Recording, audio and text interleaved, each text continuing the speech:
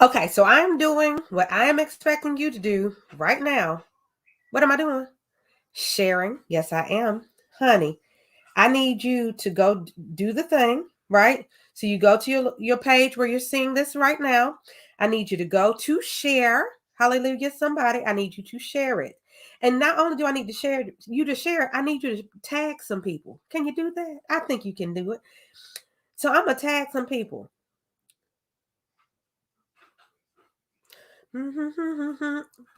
Tag, not play tag. Like, don't go running through your house hitting people. Don't do that. Tag people on the local Facebook. If you are in the YouTube, I need you to send it. Get the link and send the link to your friends on your phone. Can you do that? I think you can. I think you are well capable. Can you do it? I think you can.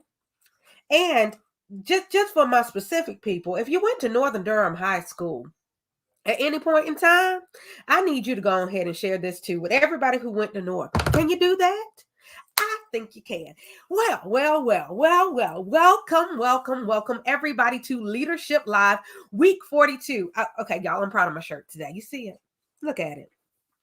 If you've ever watched Leadership Live, you have heard me say this, talk about your total, honest, awesome truth. Dr. Rita, yes, I have on a me shirt today. Yes, I do. Yes, I do. Do you want one? I can tell you how to get it. All right, somebody. But we'll talk about that later. For those of you all who are like, crazy lady, who are you?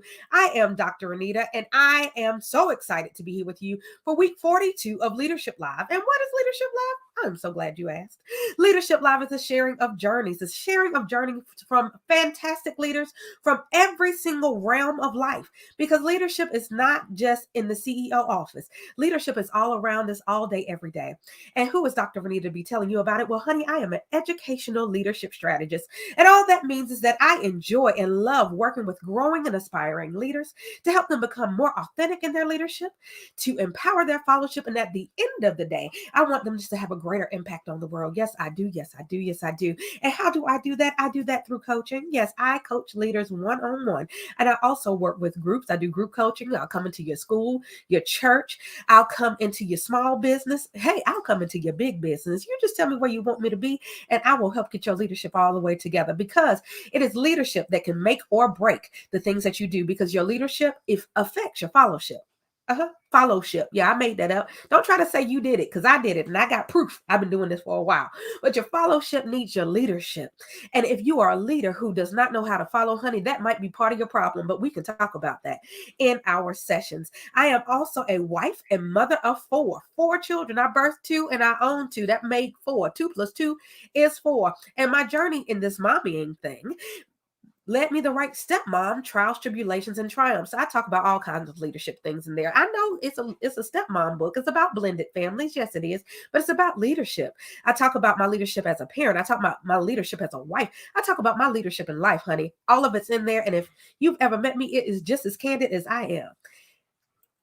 My voice is real in the book, but also all the situations and the lessons learned. And I am here to learn lessons for you so that you don't have to learn all of them the hard way. I am also the author of While You're Sleeping, The Perfect Children of All Ages book is wonderful. You can get those www.drrenitaweb.com. It's right there. You can see it. But I am also the founder of The Refining Life, a 501c3 nonprofit organization whose mission is to provide you with experiences so that you can have your mindset shifted so that you can lead a more positive and productive life. I'm also a minister of the gospel of Jesus Christ. I am a queen, honey, and a queen. I am the current reigning elite Southern Charms North Carolina Ultimate Grand Supreme, as well as 3 years running because COVID. I am still Mrs. Black North Carolina, and I am so honored to continue to get to represent that title. I am also a veteran educator, having served grades kindergarten through college, and I am a performer, honey. I love to perform on stage, and who knows what I'm going to be doing next. So just be ready for all of it. Are you ready for it? Well, I am ready to bring in guest number 42. 42. Now, I told y'all 42 weeks ago I was going to bring the heat for 52 weeks.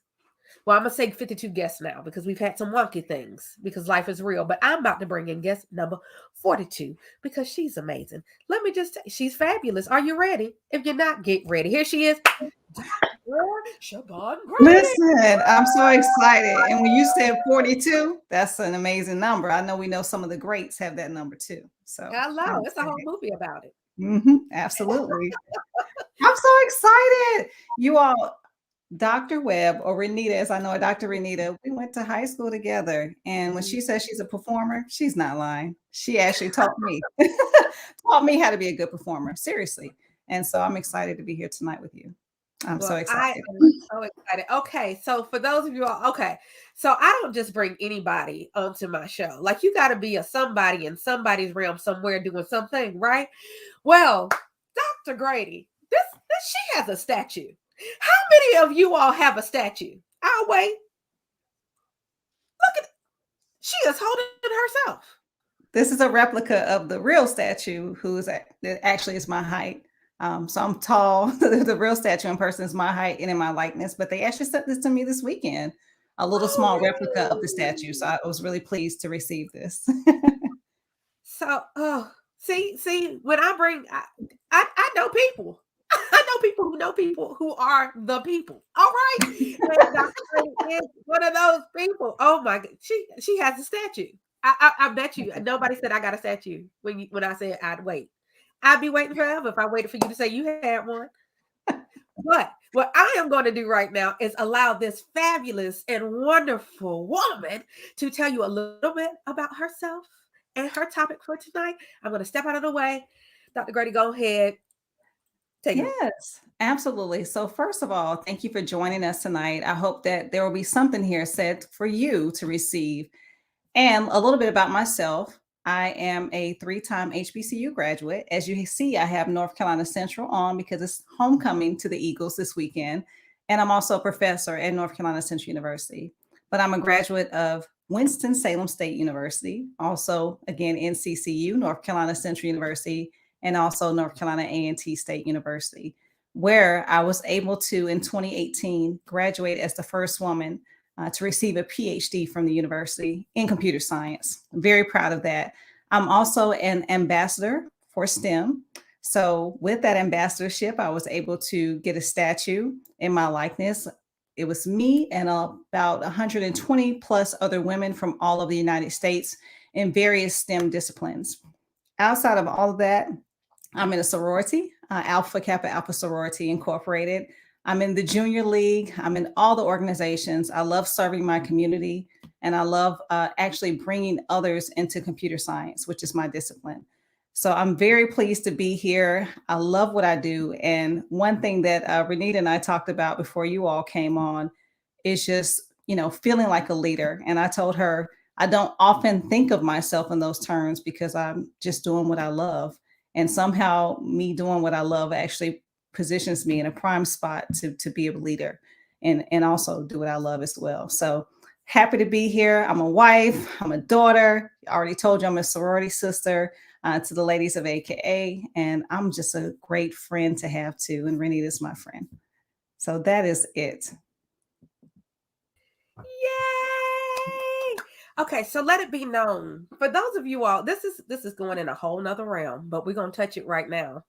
But for those of you all who do not understand that women who decide to join different organizations can still do powerful and amazing things together, Absolutely. welcome, welcome. Because to all the beautiful ladies of Delta Sorority Incorporated, but she is not the first AKA I've had on either. We can still work together. Please do not let whatever letters you have on your chest, let them be in English or Greek, shift you. Leadership and wonderfulness crosses bounds. We don't have to make the same decisions to still be fabulous and amazing together. Absolutely. And powerful women uplift other women anyway, right? That's what we do. Okay, so that was for everybody out there who was like, what? Yes. And also for the people who make assumptions that I'm a member of organizations just because I have people on here that are member organizations. In that case, I am a Delta, a Zeta, a AKA, and a SG Row, all right now, because they all been on here this year. She is an equal opportunity person. Okay. Because I have wonderful friends. Absolutely. Okay, so we'll start there, but here's the real thing. Okay, so this is something that Siobahn and I talked about prior to this, of course. Folks finding topics for my absolutely amazing friends is hard sometimes because, like Siobahn said, we are doing what we love. So it's hard to always come to a point where it's like, oh, it's I have something to talk to you about. No, I just love doing X. It's even like trying to figure out that certain people are leaders. Like people are like, I'm not a leader. I just do X. It's what I love to do. Well, what I love to do is grow leaders. Oh, does that mean that I'm not a leader? Of course I'm a leader. So I'm here to encourage multiple people all over the world that you are a leader too. But Absolutely. a lot of that comes from some of us, and I won't say this is every leader because a lot of leaders are not this person. So if you're not this person, it's okay. This stuff is going to apply to you too, though. But a lot of leaders, especially leaders who are overachieving people, who will find themselves doing 526,000 things at once. You can say that again. Right. And attempting to do it all in excellence. Yes. But I love that you brought this up because I've heard this phrase probably about 4 times this week. And it's just Monday. Yeah. You're doing too much. You are doing too much. And with all the things that you've listed, you are a 3-time HBCU grad. You were the first to get a PhD in computer science at Winston-Salem State University, which granted you a statue. You are current wife. You are a daughter. You are a professor.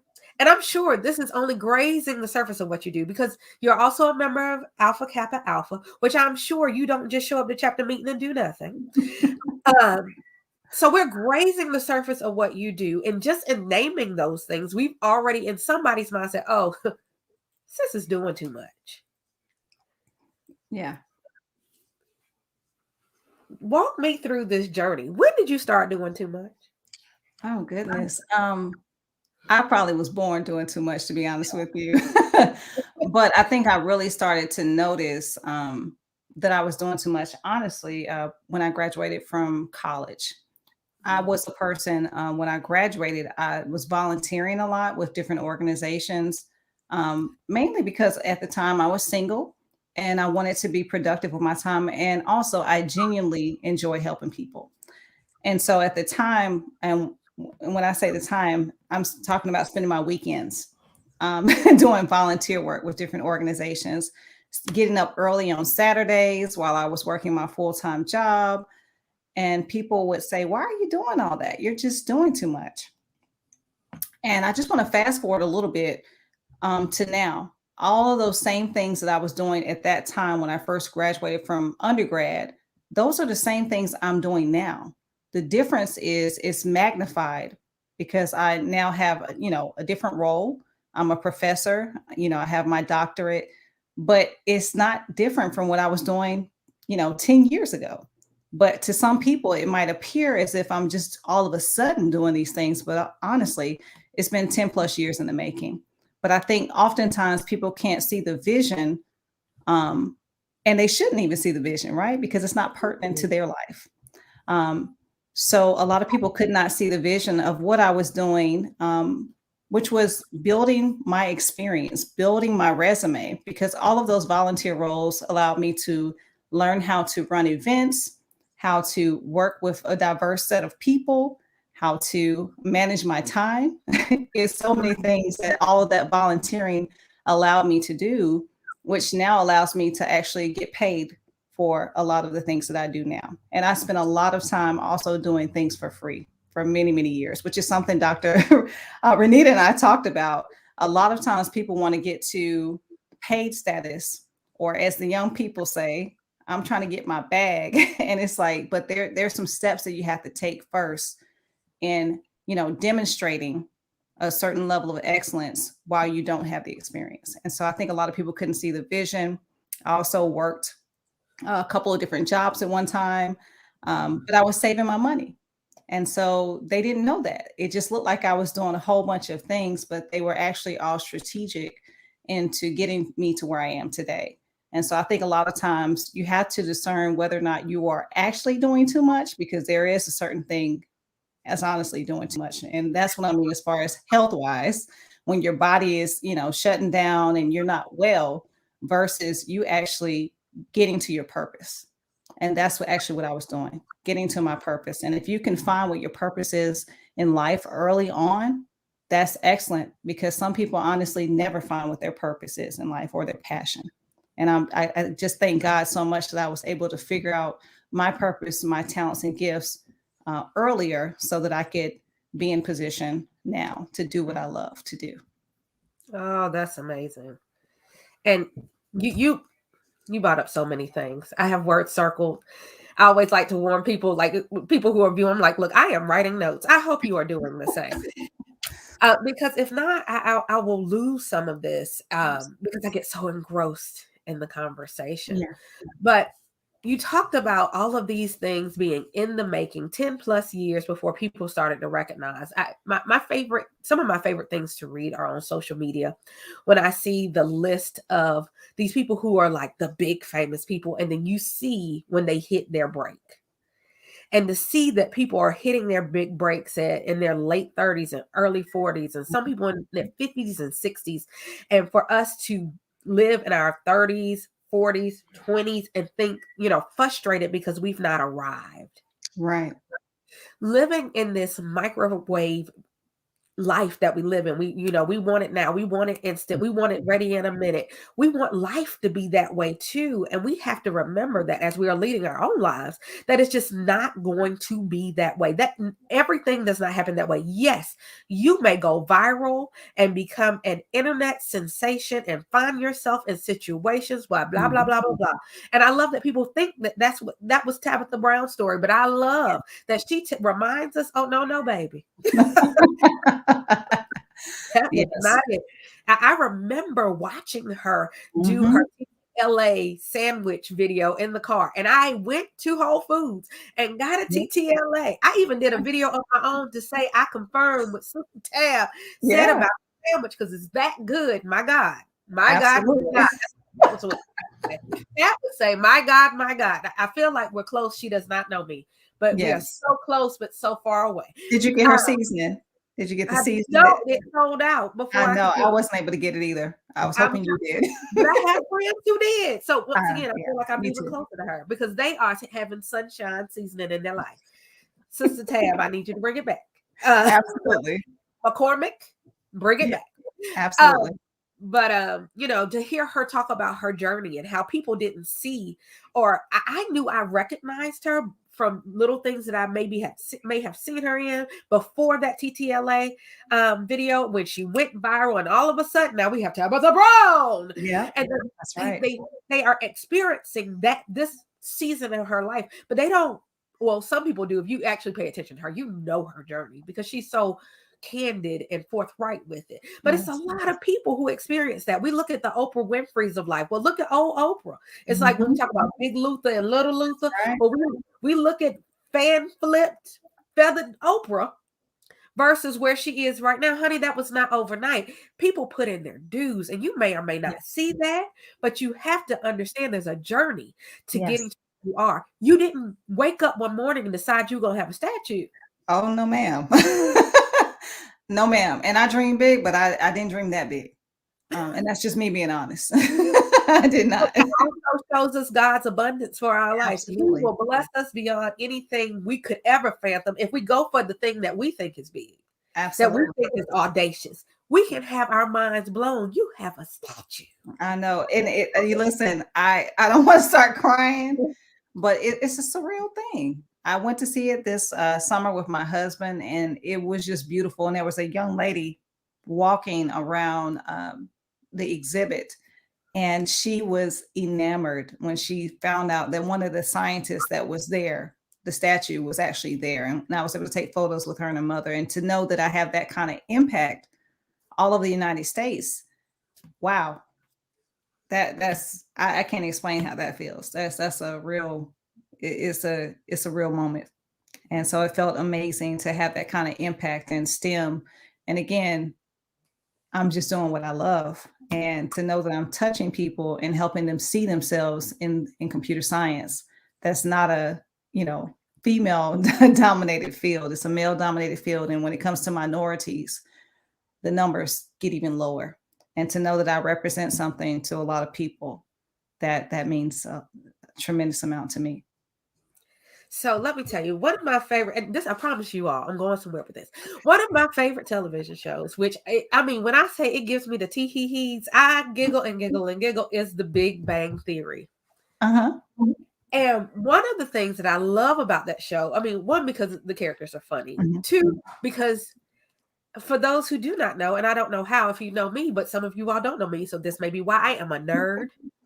I am a nerdy nerd, and I love it because nerds are cool now. It's a good thing to be a There we nerd. But are. I love the dry humor. I love the jokes that are so, I mean, they're science based, but then they're also like sometimes it's just grammar based. And I was an English major. I'm an English nerd. And so, you hear all these things. I just crack up. But I love the fact also that one of the baddest something's on the show is the wife who is a scientist.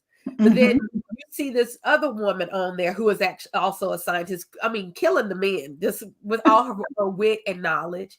And then you have somebody who's totally off the spectrum who is still in this crew.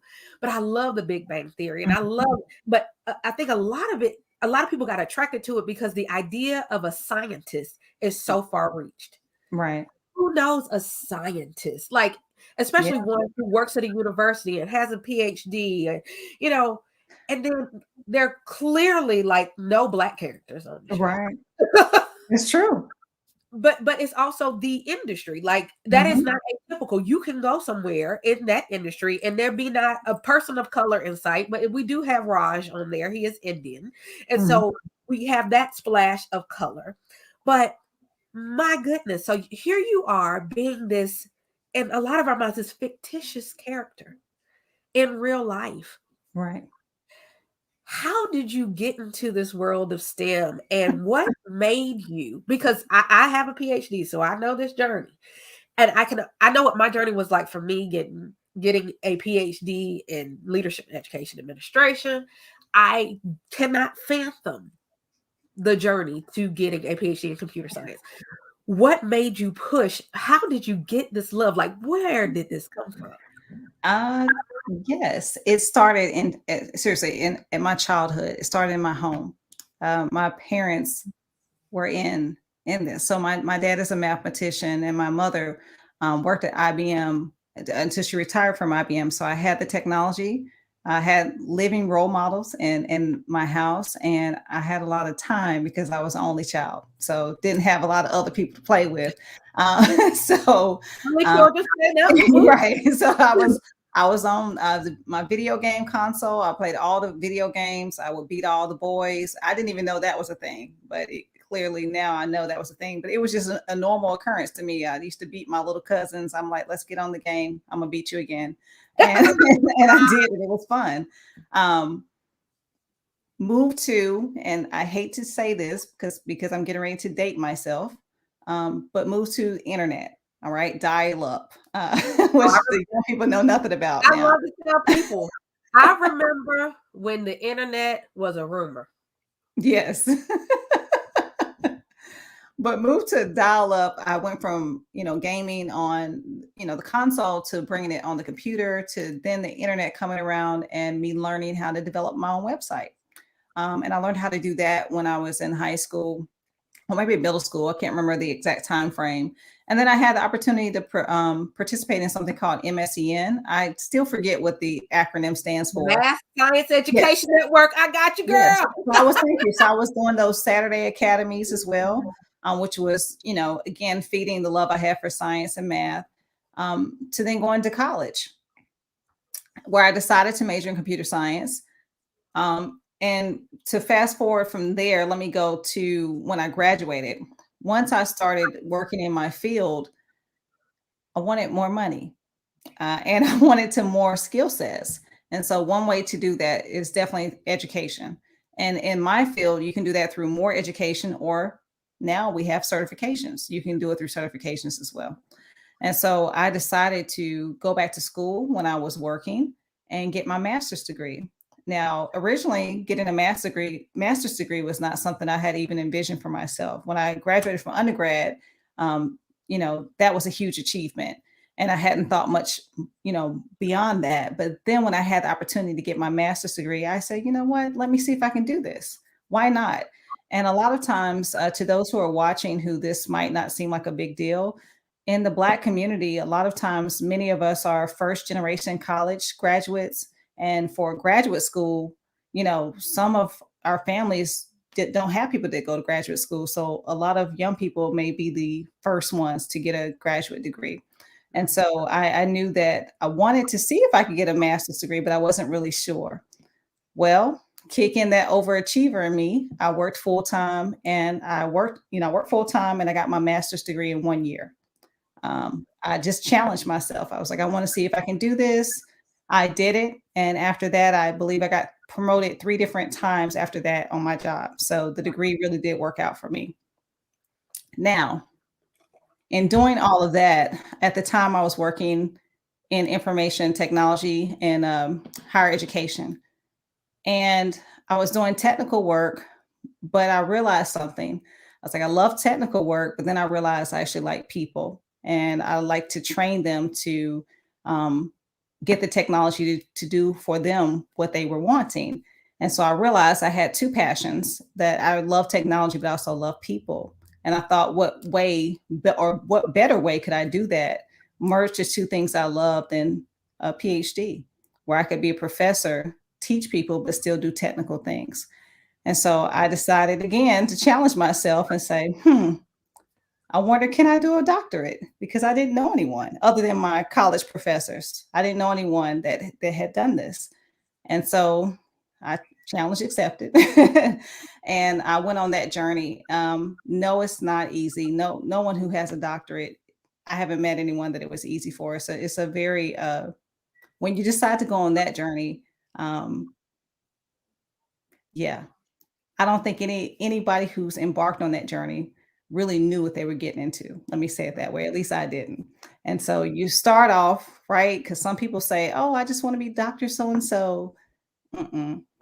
If you want a PhD for that reason, don't do it because you might find yourself very miserable because it's a journey. And PhD for me was not only a journey about my discipline, but it was a journey about what I could actually achieve if I set my mind to something. And so, me graduating with my doctorate from A&T was a huge moment for me because for a while there, I didn't see an end in sight, and it was getting a little rough. Which that's actually a part of the process as well.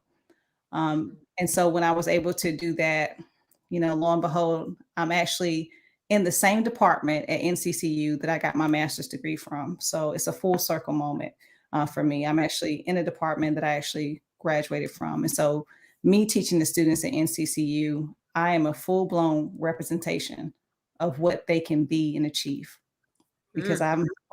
I'm from that department. So I'm very excited and honored. As we were just talking about the representation, it means a lot because even at the HBCU, a lot of times, depend on for certain disciplines, there's not a lot of faculty of color, and I'm a minority even within my own department. So it's a beautiful thing that I get to be there and I get to show them, this journey and how I got here too. So I don't want to go on and on rambling, but that's just a quick summation of how I got here. Well, I will tell you that's not a ramble. It's purposeful because what I do want to touch on, especially from what you just said, was one, that representation matters. Two, that you have now the opportunity to be the leader that tells someone else, yes, you can. Sometimes in leadership, that's all your purpose is to lead others into the belief that they can do something. And Absolutely. sometimes they will only believe that if they've seen that you can do it. And you can say, I know you can do it because I've done it. I've literally sat in that seat and here I am. Yeah. There is nothing more special sauced or sprinkled about me, except for I chose to accept the challenge. I love that you said challenge accepted. It I was. chose to accept the challenge. I heard a story from someone who has a son who is going to school at a university, and his counselor talked him out of the major that he wanted to be a part of. He already done internships and all this other work had been Oh, the reason why he went to that school was because of this major. okay. And the counselor talked him out of his major, saying that, oh, only 2% people who go into that major actually graduate with that major. You should change. Mm, One, it was frustrating because how dare you tell me what I can't do when I've already proven that I can do this on some level. Don't tell me I can't. Absolutely. Two, I got Mhm. frustrated because representation matters, but also when we talk about crabs in the bucket, when it's Mhm. people who are a member of an oppressed group that pull down somebody else who was getting out of that barrel, that makes me angry. Yeah. Three, now we have a student who is likely to have something very negative to say about a HBCU because of the way he was treated. Right. And it doesn't have to be that way. We can lift ourselves up. We can be positive about what we can do. And we can say, I know only 2% have done it, but it doesn't mean that you're not about to make it 3%. Absolutely. Come on, let's do I'm better. right there with you. We Whoo, can honey. change the narrative. Why does the narrative have to stay the same? We can be change agents. That's what it's Absolutely. all about. That's why I'm here. And I will say Changing the narrative. that is why I am, I guess you technically, I'm still a professor, even though I'm not teaching this semester. I am Okay. a professor. That's okay. You're always a professor. Yeah. Mhm. But one of my goals is to teach at HBCU. Come I'd on. never attended a HBCU. I Listen, wanted y'all to, heard but it here first. Y'all heard it here first. When she becomes a professor at HBCU, you heard it here first. That's all I I have want to been say. there. You just put that But out there in the atmosphere. I did because, but I do. I really, really want to because I want to be that. Yeah. I want to look into faces that look like mine. And I think about my classes that I teach. I have taught one person, one African American student, What? and he was mixed. Wow. Now, when I was in the classroom and Oh, yeah. at K-12 level, I had everybody. Right.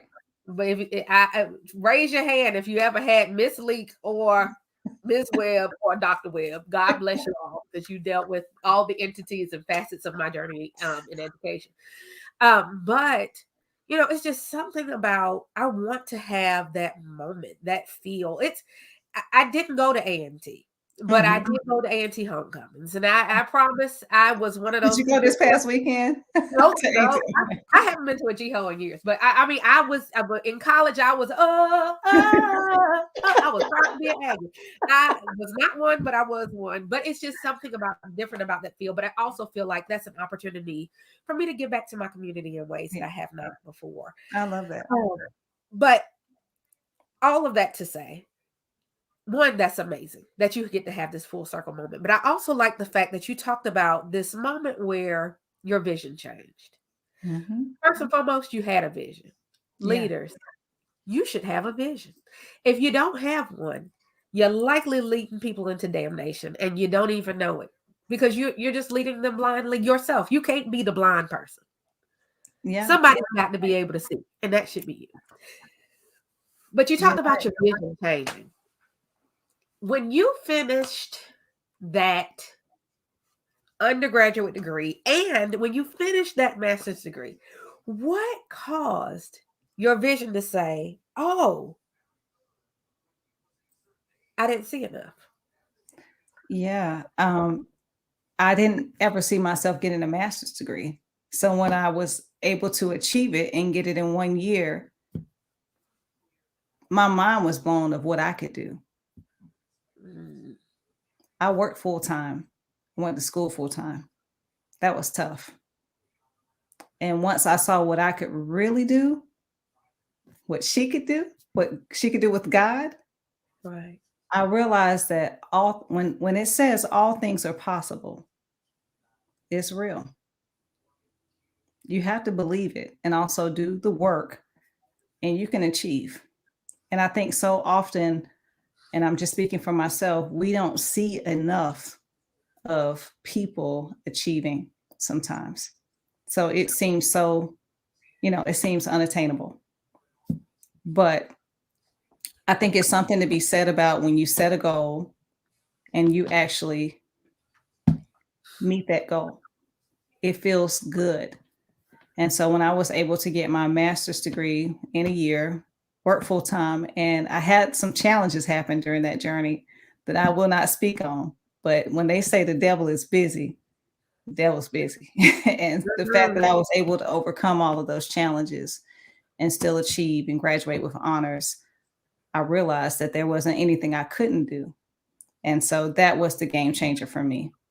And like I mentioned to you, I was able to get promoted after that because there were people in my department that saw the work ethic. They saw what I was doing, and they knew that I was serious about my career. And the rest is seriously history.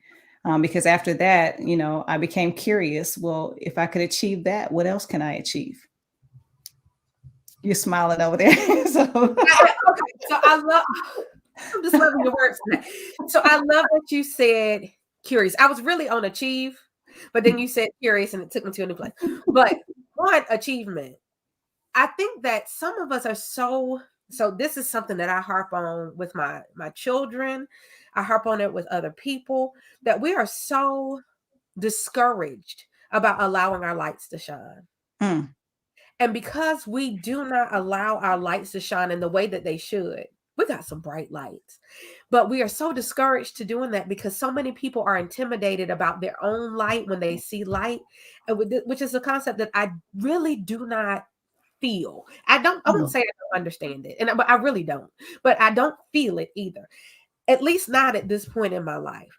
I am, and I remember, and so I'll take it back to high school. I remember desiring to see that entire group shine, mhm.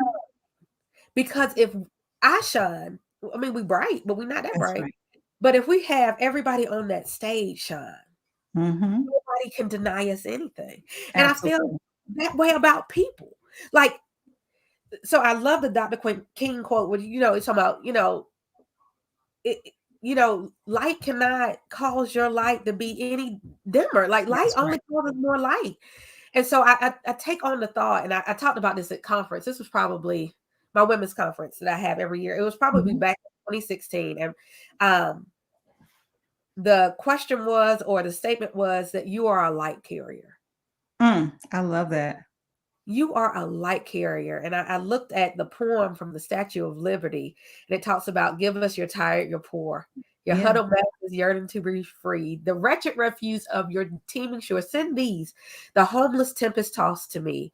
I lift my lamp beside the golden shore. And then thinking about the fact that every single one of us is a light carrier, and you're supposed to lift your lamp. You're supposed Mhm. to lift it up high, because there are people who need to come to that light. And Absolutely. but you will only know they're there if their light is also shining. And it's something about when all this light comes together. Like, I think about my ring, like I had to cut it down today. It was like so bright. Like right now, I don't need that much brightness. I need some dimness. But that light is not going to cause my light to dim. Your light does not Absolutely. cause my light to dim. But your achievement makes me curious about what I can do. And your Mhm. own achievement, your own seeing your own light. It's something about having a mirror to Mhm. yourself and Yeah. seeing what you just did. Sometimes I look over there and like, man, that is a whole PhD degree. Like, Listen, I'm looking at those crowns back there behind you. A I, queen, right? What's those titles again? Ma'am, right, you are out here. Yes. the fake crowns. But now, if I took y'all to that crown closet, which even in itself has been a quick journey, like over since 2019. Well, 2018, I think my daughter did her first pageant, but since 2019, between the three of us, because even the baby girl has competed, there are over 20 crowns in there. And Wow. we're not crown chasers. That's not what we do. That's not what we're here for.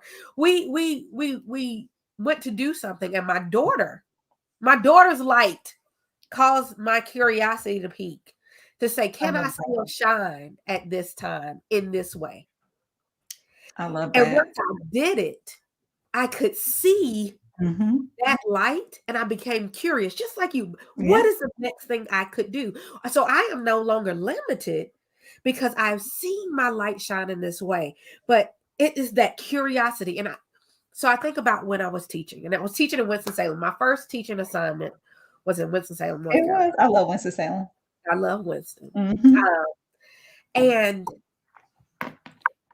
I went there, and I had students, and we're going on a field trip. And we were going on a field trip out of the city. Mm. And there were so many kids in my class who said, I've never left Winston-Salem before. Like, we could have gone to McDonald's in Yes. Burlington. And that would have been it. Like, Yeah. that's great. McDonald's in Greensboro. Let's not even talk about Burlington. We could, so for some of them, we probably could have gone to Curtisville. Yeah. And they had never thought about life outside of where they were. They didn't even have an inkling of curiosity because nobody else around them had ever done anything like Mm-hmm. that. So the power of seeing someone do something, I think about the year that I think it was Nia Franklin, Chesley Chris, um, Kaylee Garris, and Zozobini Tuzan Mm-hmm. all won all those titles. They were Miss America, Miss USA, Miss Teen USA, and Miss Universe. You want to talk about some little black girls It's amazing. saying that I can be in a pageant and I can Mhm. win it with curly hair, with natural hair, with short hair, or with a weave. It does not matter. I can go do Absolutely. that. And now I'm curious about that. So whether you are piquing your own curiosity through your own achievements, or if you're leading other people into their curiosity being piqued simply because they saw you. That song by Nas, I know I can. That's my song. Do Be what I what I want want to be. to. Work If I hard. work hard at it. Exactly. I'll be where I want to be. I mean, it is real, but sometimes people won't even want to be that Yeah. until they see you do it. Whatever that is. I wanted to learn how to design cakes and do cakes because a lady in my church, well, that sister's bad, and she said she was going to teach a class. I said, I'm going to go learn I how to love take this that. pipe bag and Right. do a cake. She piqued my curiosity and gave me a true possibility by putting it within reach. Yeah. Leaders do that. I love that. And I love what you said about the light. On my website, on the main page, when I got my ambassadorship, they asked me one question and they recorded me. And they said, if you could tell your younger self one thing, what would you tell her? And my response is, I would tell my younger self to never dim her light, to know how powerful she is. Because I think, unfortunately, the crabs in the barrel that you mentioned, sometimes people can't let your light shine because your light shining, unfortunately for them, sheds a light on what they aren't or would like to be. Right. And unfortunately, that causes people to live in insecurity. And I think as you become more mature, you have to learn that it's okay for your light to shine, even if someone else is not okay with that, because that's not for you. Yeah, What's for learning you is for you. who your right, but learning who your people are too. That's a journey. Learn your people, and that's okay. That's a journey too.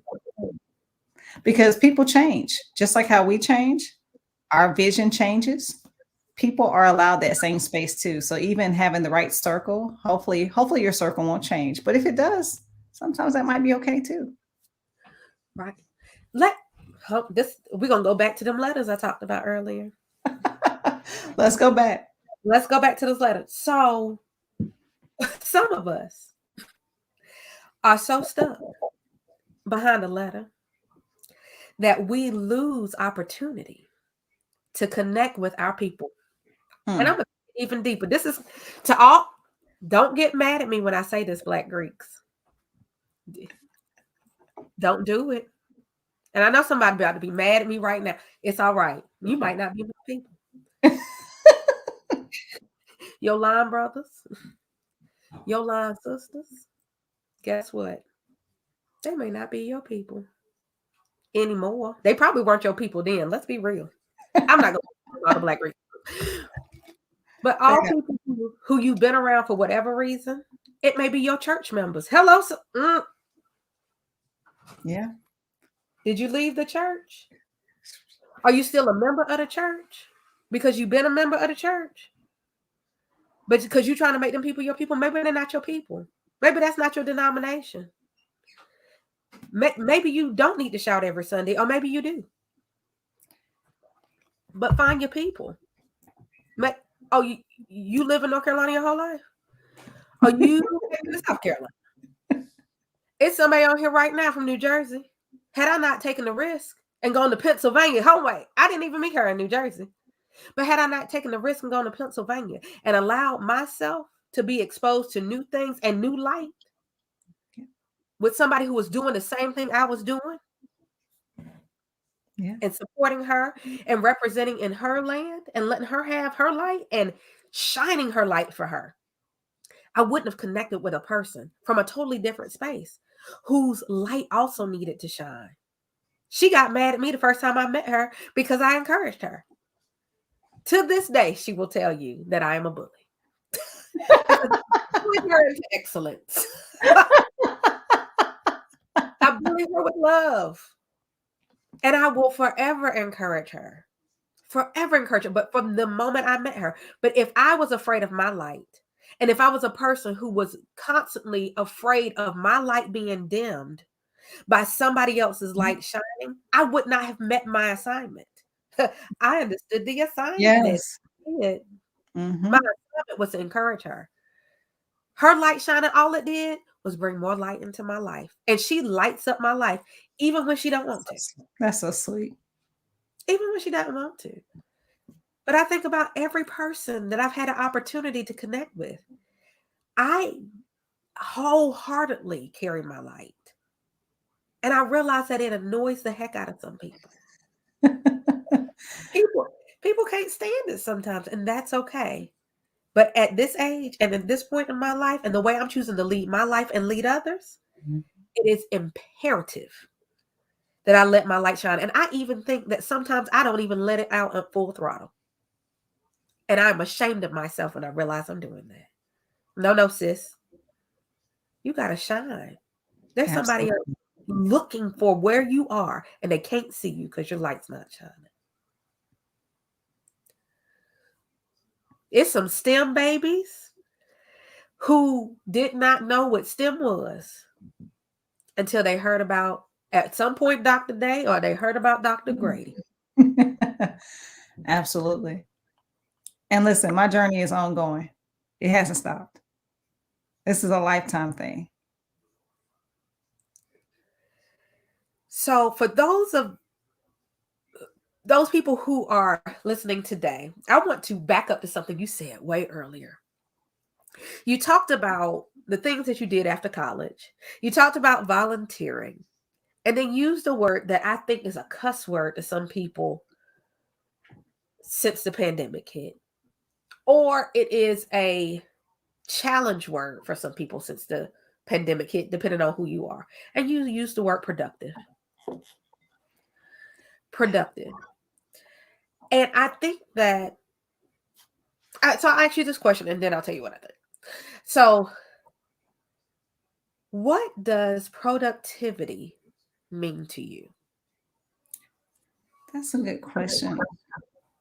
I think for me, when I say productive, I'm a super organized person. So let me say that first of all, to the point where I have a checklist each day. Now, I don't get everything done, but if I can get 3 things done off that list, then I feel good about what I've been able to do for the day. So I think that's what productive is for me. It's not about, doing everything, but just doing the things that I am doing effectively. And that's productive to me. I like that. I like that a lot. The idea of setting goals, which people don't want to use that word either. It's a scary It's word. real though. It's a goal. I want to get Right. these things accomplished. My goal is to go to the grocery store today. I might not say it's a goal, but it's something I need to do. So if we even start just thinking about goals as things we feel like we need to do, maybe we don't need to use the G word. What in your life do you feel like you need to do? Oh, maybe we're gonna reframe that. What are you now? Forget what your goals are. What do you feel like you need to do? So if you set these things that you feel like you need to do that day, that month, that year, or this lifetime, and you achieve them, then that's productivity. And I like the idea that you said it's not about doing everything. We're not robots. We are humans. We need rest. We need water. We need This is sustenance. sipping. This is hydration. Yes, we need those things. But I think goals are markers, whatever people would like to call them, is helpful because I'm a vision board person too.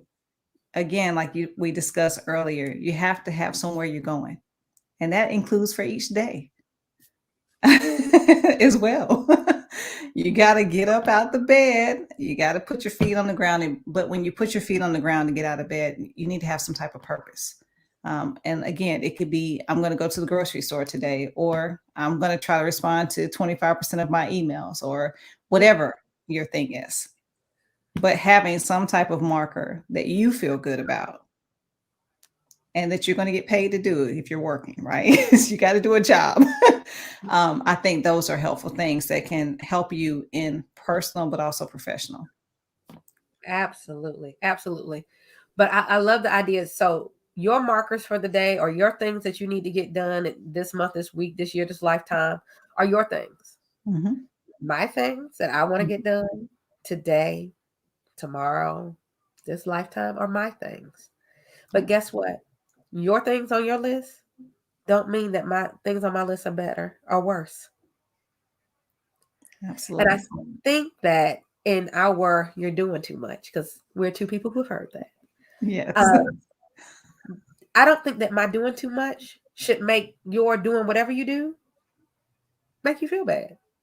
Or and I don't think my too much should make me feel bad. This is your life.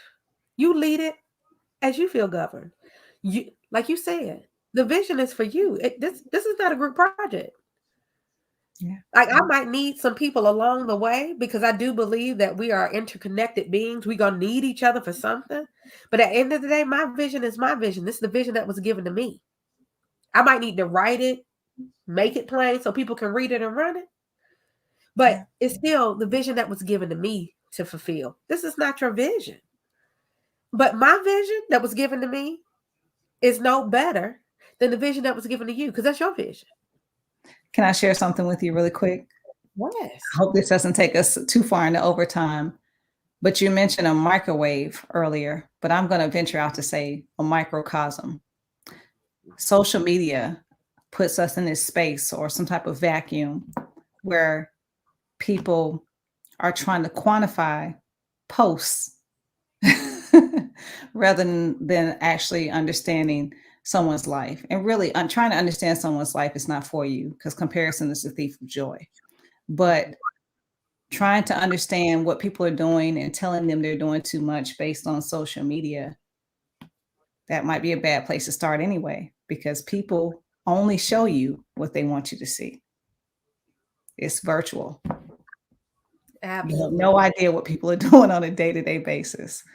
So doing too much you might have it even wrong. Maybe they have their app set up to post these things in advance for them.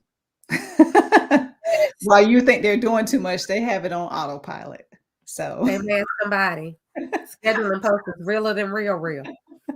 so, you know, what I'm trying to say is sometimes do yourself a favor and don't even try to compare or compete. Just appreciate your fellow brother and sister for whatever it is they're doing, as long as it's not harming them mentally or in their health.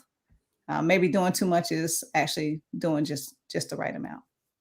Right. Absolutely. My. Siobhan, we could go all day. We could. We I could. well, one, I want to say, and I don't think at the time in high school, I would have never seen us here. I know. Did I you don't, tell me how you used to bully me too? I'm just kidding. yeah, I'm just putting you out. yeah, She I did do. not bully me, Definitely, but she told me I better do my what was a kickball chain? She told me I you better better do my put your kickball hands chain out and and smile. you better be back to the front by that next beat. She told me I better smile and sing my song, and I did that. You better give me a jazz, a blade. Don't give me nothing. But This no, is a and beautiful moment, though. yeah, I just not even not that we wouldn't stay connected. I feel so blessed to still have this connection, but also I just don't know. Like I don't know that this definitely was not on my mind in high school to be in this place doing this thing. And I Same. don't know that I said, "Oh, Siobhan's going to be a great scientist." No. Yeah. No, I don't think either one of us knew any of this. And Oh, if we did, we might need to go to play the lottery, immediately. Um, so, but no, alone. but the cool and amazing thing about it is our paths still have crossed again, yet again, and this time by choice. Absolutely. So Absolutely. And to be in places where we have the opportunity to lead others to excellence and in light and love and it's just awesome. So I am grateful for you. But I am going to give you this moment as we are rounding up on our time. If you had to make sure that people walked away today with one thing, and it can be something that you already mentioned or something that just hasn't come up in conversation yet, what would that one thing be? hmm, let's see here. I think I'm going to stick to what I mentioned earlier about not letting anyone dim your light. Oftentimes, we can be misunderstood, or someone is not receiving something that we're saying or doing, and that might make you feel like you should shrink. But I think in those moments, the best thing you can do is actually just continue to do what you're doing, continue to let your line shine bright, or work speak for itself. Mm, Everyone's not going to understand where you're going or what you're doing. But as long as you have your path carved out, you have the right group of people, mentors, um, family members, your support system guiding you, stay the course, because it will have some real dividends that you'll be proud of, versus looking back and saying, you know, so and so told me and I listened to them, kind of like the situation you mentioned with the young man, unfortunately. And things like that happen. So stay the course. That's what I'm ab- going to say. I love it. I love it. I love it. Okay, so I told y'all. I told you. How many weeks ago? 42. 42 weeks ago. That every single week I would bring you somebody absolutely amazing. And now I have proven myself for 42 weeks, 42 episodes. I keep saying weeks because it did start off as weeks. At this point, we're at episodes. For 42 episodes, I have bought you the fire. And Dr. Siobahn Grady bought the fire again tonight. And she reminded us, though others may think we're doing too much, as long as you're doing right, keep doing it and let your light shine. I love it. I love it. Well, we have wrapped up episode 42. We will be back here. I will be back here unless, Dr. Grady decides she wants to join me again. Uh-huh. Hang on a minute. I'll be back. But I'll be right back here next Monday at 9 p.m. with another amazing guest. I promise I have proven myself for 42 weeks. You have. She's excellent. I know her. She's excellent. So come on back for episode 43 for another amazing guest next week. I promise you, I will not let you down. I know people. And if I don't know them, I will get to know them. I am so excited and blessed to have such amazing people in my life. So how many people can say off bat that they know 42 people who are fabulous? And this is just the tip of my iceberg. Some of the people commenting in the comments, they don't know they're next. They're next. I actually see someone right now who I know needs to be on here, actually. But we'll talk about that later. I know people. I got the plug. Yes. But thank you all so much. Thank you, Siobahn, for being with me. Thank you, everyone who is tuned in, whether you're live or hitting us on hashtag replay. Make sure you comment. We will connect with you. Love you, love you, love you. And as always, keep your leadership all the way live. I'll see you next Monday. Bye.